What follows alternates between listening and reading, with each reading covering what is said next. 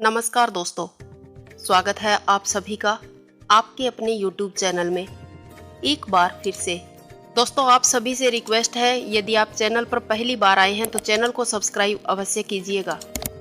दोस्तों, वास्तुशास्त्र हमारे जीवन का एक प्रमुख हिस्सा है। इस पर यदि गौर किया जाए तो हमें हमारे जीवन में बहुत सारा बदलाव देखने को मिलता है या हम अपने जीवन में बहुत सारा बदलाव ला सकते हैं। कहा जाता है कि हमारे द्वारा किए गए हर एक कार्य का फल हमें देखने को मिलता ही है, चाहे फिर वो सही हो या गलत। यहाँ तक कि हम जो भी खाते पीते या ओढ़ते पहनते हैं उसका असर हमारे दैनिक जीवन में पड़ता ही है। वास्तुशास्त्र में हमारे जीवन या दैनिक क्रियाकलाप के लिए कुछ नियम बताए गए हैं, जिनमें हमारे उठने से लेकर सोने तक की दिन की सारी क्रियाओं या नियमों के बारे में विस्तार से बताया गया है। उनमें से ही एक है हमारे नहाने संबंधी नियम। जी हाँ दोस्तों, हमारे नहाने संबंधी भी वास्तुशास्त्र में कुछ नियम बताए गए हैं, जो इस प्रकार हैं कि हमें कब और किस तरह से नहाना चाहिए। दोस्तों, यदि घर की महिलाएं नहाते समय इन बताए गए नियमों में से यदि कुछ नियम भी अपना लेती है तो उनके घर में सुख समृद्धि बढ़ती है।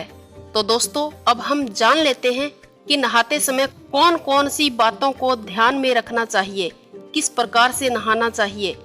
दोस्तों, हमारे शास्त्रों में ब्रह्म मुहूर्त में स्नान को अति शुभ माना गया है। इस प्रकार महिलाओं को उठते ही सबसे पहले स्नान करना चाहिए।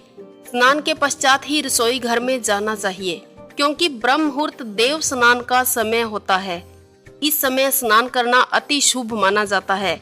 यदि कोई ब्रह्म मुहूर्त में स्नान करने में असमर्थ है तो जितना जल्दी हो सके स्नान करना चाहिए। दोस्तों, सुबह जल्द स्नान करने से शरीर ताकतवर बनता है, आलस्य नहीं आता है, ताजगी महसूस होती है और स्वास्थ्य भी अच्छा रहता है। स्नान के पश्चात पूजा पाठ करना चाहिए। सूर्य देव भगवान को अर्घ्य देना चाहिए। ऐसा करने से घर में सकारात्मक ऊर्जा का संचार होता है, नेगेटिविटी दूर हो जाती है। यदि घर की महिलाएं जल्द उठकर स्नान आदि से निवृत्त होकर पूजा पाठ करती है तो दोस्तों, कहा जाता है कि प्रत्येक गृहिणी को प्रतिदिन स्नान के पश्चात भगवान के नाम का स्मरण अवश्य करना चाहिए। ऐसा करने से बल बुद्धि व सकारात्मक ऊर्जा मिलती है, मानसिक तनाव से मुक्ति मिलती है, परिवार में प्रेम प्यार व स्नेह बना रहता है। यदि किसी घर में आपसी कलह विवाद या परेशानियां बढ़ रही है तो उस घर में औरतों को नहाते समय पानी में नमक डालकर नहाना चाहिए। दोस्तों, वास्तु के अनुसार नमक हमारे खाने के अलावा हमारे घर से नेगेटिविटी को भी दूर करता है। इस प्रकार नमक के वास्तु के अनुसार अन्य उपाय भी हमारे धर्म ग्रंथों में बताए गए हैं। नमक राहु केतु के दुष्प्रभाव को भी नष्ट कर देता है। नमक वाले पानी से स्नान करने से घर से तनाव व नकारात्मकता दूर होती है, घर में सुख समृद्धि आती है।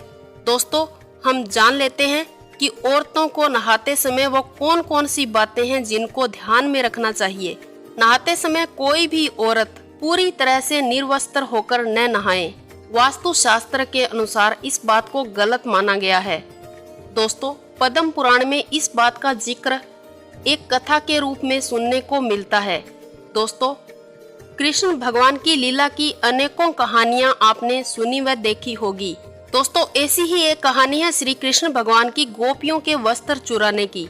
दोस्तों, वैसे तो इस कहानी को सुनने व देखने वाले सब अलग अलग तरीके से देखते हैं।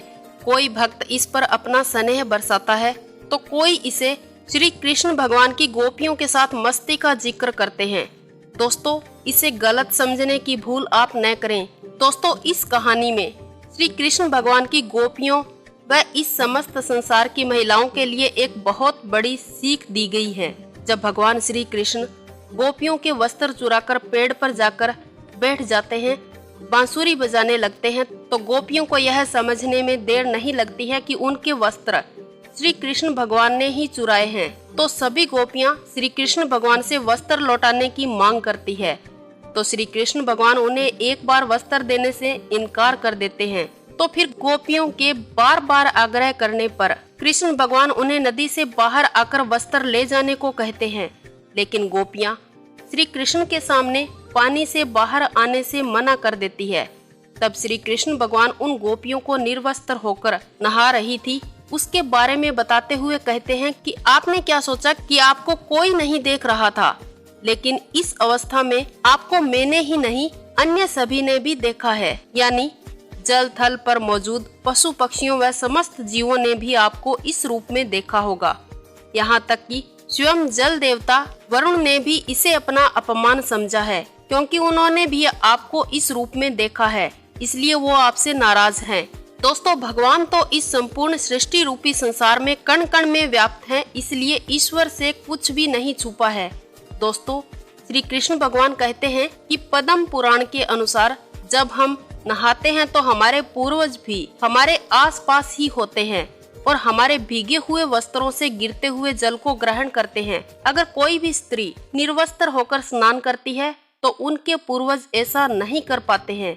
भगवान श्री कृष्ण के मुख से ये बातें सुनने के बाद गोपियों को अपने द्वारा की गई भूल का एहसास होता है। फिर सभी गोपियां जल देव वरुण देव से व भगवान श्री कृष्ण से क्षमा मांगती है।